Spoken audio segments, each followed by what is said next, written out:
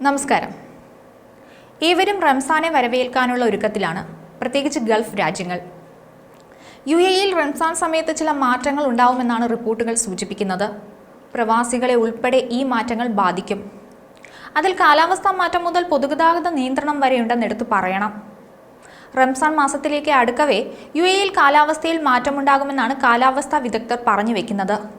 റംസാൻ മാസത്തിന്റെ ആദ്യ ദിവസങ്ങളിൽ രാജ്യത്ത് തണുപ്പ് അനുഭവപ്പെടും.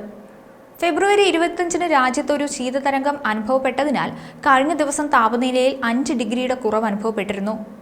ഇന്നലെ യുഎഇയിൽ 10 ഡിഗ്രി സെൽഷ്യസിൽ താഴെ താപനില രേഖപ്പെടുത്തി.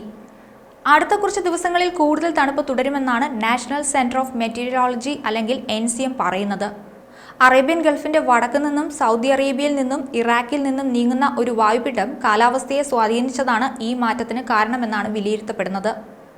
വടക്കു പടിഞ്ഞാറൻ കാറ്റും ഉയർന്ന മർദ്ദത്തിന്റെ വ്യാപനവുമായി ബന്ധപ്പെട്ട ഈ വായുപിണ്ഡം ഇറാഖ്, വടക്കൻ സൗദി അറേബ്യ, ജോർദാൻ എന്നിവിടങ്ങളിൽ നിന്ന് ക്രമേണ യുഎഇയിലേക്ക് നീങ്ങുകയാണ്. അതേസമയം തിങ്കളാഴ്ച ആരംഭിച്ച മിതമായ തണുപ്പ് സൗദി അറേബ്യയിൽ ഇപ്പോഴും അനുഭവപ്പെടുന്നുണ്ടെന്നാണ് വിവരം. സൗദിയുടെ ചില വടക്കൻ മധ്യപ്രദേശങ്ങളിൽ താപനില 0-ന് താഴെയായി.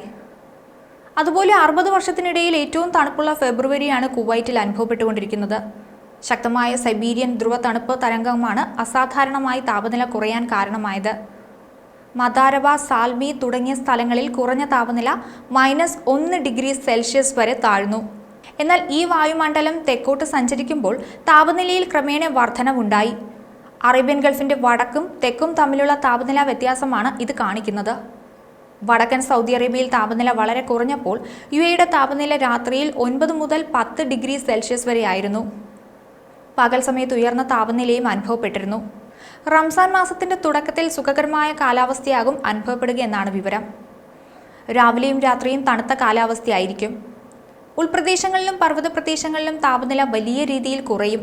റംസാൻ സമയത്തെ മറ്റൊരു വെല്ലുവിളി ഗതാഗതക്കുരുക്കാണ്. റംസാൻ മാസത്തിലെ പൊതുഗതാഗത സമയക്രമം റോഡ്സ് ആൻഡ് ട്രാൻസ്പോർട്ട് അതോറിറ്റി അധികൃതർ പുറത്തുവിട്ടിരുന്നു.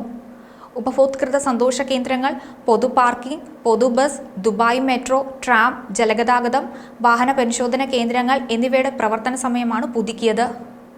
ദുബായ് മെട്രോയുടെ ചുവപ്പ്, പച്ച ലൈനുകൾ തിങ്കൾ മുതൽ വ്യാഴം വരെ രാവിലെ 5 മുതൽ അർദ്ധരാത്രി 12 വരെയും വെള്ളിയാഴ്ചകളിൽ രാവിലെ 5 മുതൽ ശനിയാഴ്ച പുലർച്ചെ 1 മണി വരെയും പ്രവർത്തിക്കും. ശനിയാഴ്ചകളിൽ രാവിലെ 5 മുതൽ അർദ്ധരാത്രി വരെയും ഞായറാഴ്ചകളിൽ രാവിലെ 8 മുതൽ അർദ്ധരാത്രി വരെയും മെട്രോയിൽ യാത്ര ചെയ്യാം. മറ്റൊരു വീഡിയോയുമായി വീണ്ടും കാണാം.